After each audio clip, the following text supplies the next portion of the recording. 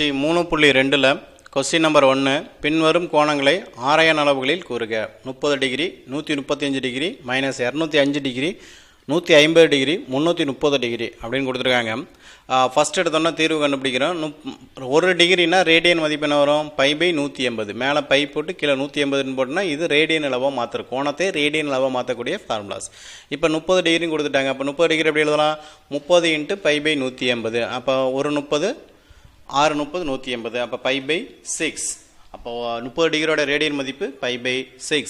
அதே 135 டிகிரின்னு கொடுத்துட்டாங்க. அப்போ ஈக்குவல் டு 135 × π/180. இதை சுருக்கிறோம், 5ஆம் வாய்ப்பால் சுருக்கலாம்.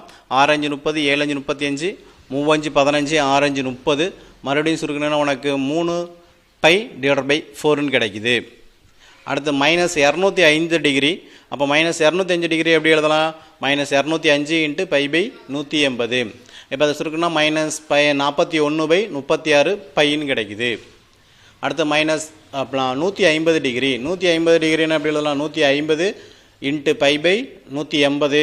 5 3 6 3. அப்போ 5π/6. அடுத்து 330 எப்படி எழுதலாம்? 330 × π/180. 3ஆம் எப்படி அடிச்சுன்னா 11/6. 11/6.